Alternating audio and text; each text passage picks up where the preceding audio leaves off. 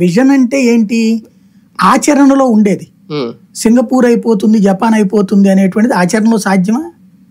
మనం ఖచ్చితంగా ఇప్పుడైతే నిజంగా అయినట్టే జగన్ వచ్చాక. ఎందుకంటే ఇప్పుడు పనివాడు దొరకట్లేదండి, మన పని మనం చేసుకోవాల్సి వస్తుందంటే ఏంటి, అమెరికాలో సింగపూర్లో అంతేనా, ఎవడు పని ఆడే చేసుకుంటాడు, ఎవడు టాయిలెట్ ఆడే కడుక్కుంటాడు కదా. మరి అప్పుడు ఆ స్థితికి తీసుకెళ్ళిపోయినట్టు జగన్. మరి అది ఒప్పుకుంటాం మనం.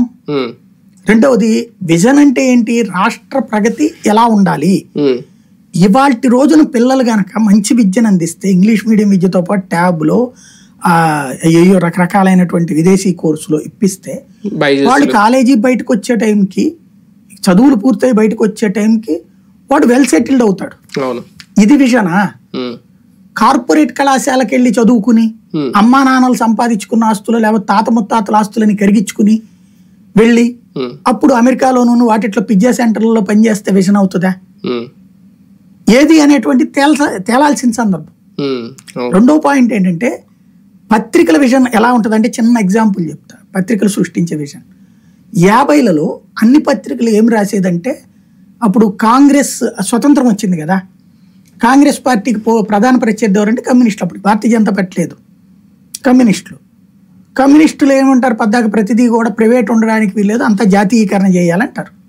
అప్పుడే కదా మన టాటా కానీ ఇవన్నీ జాతీయీకరణ చేసింది, ఇవన్నీ కూడా బ్యాంకుల జాతీయీకరణ ఇవన్నీ కూడా కమ్యూనిస్టుల ప్రెషర్ వల్లే చేసింది. జాతీయీకరణ అన్నటువంటి సందర్భంలో అప్పుడు వాళ్ళని మరి ఓడించాలంటే కాంగ్రెస్కి ఏం పాయింట్ కావాలి?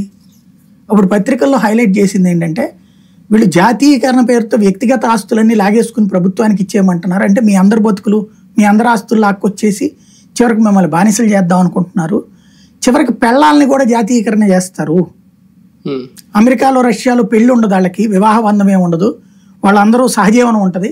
అట్లా రేపు పొద్దున మీరు సహజీవనం చేయాల్సి వస్తుంది, మీ బిడ్డల బ్రతుకులు పాడైపోతాయి అన్నటువంటిది కాంగ్రెస్ పార్టీ తీసుకొచ్చినటువంటి కాన్సెప్ట్.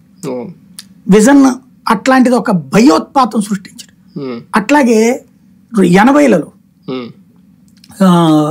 స్కైలాబ్ గురించి, అది ఈనాడు వచ్చిన తొలినాళ్లలో అనుకుంటా, ఎగ్జాగరేటెడ్ కవరేజ్ ఇచ్చేశారు. ఏమని, ఇంకేముంది, ఏదో పెద్ద శకలం వచ్చేసి భూమికి తగులుతుంది, భూమి మొత్తం ముక్కలైపోద్ది, రేపు సో డేట్న మీరు అందరూ పోతున్నారు అన్నటువంటి ఒక భయోత్పాతం.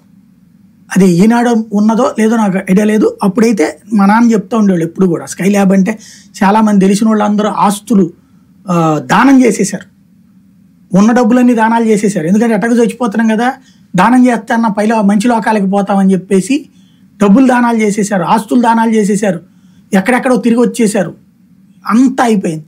తీరా చూస్తే అది వెళ్ళి సముద్రంలో పడి. కానీ ప్యానిక్ క్రియేషన్ ఇప్పుడు ప్రస్తుతం ఆంధ్రప్రదేశ్లో అట్లాంటి ప్యానిక్ క్రియేషనే విజన్.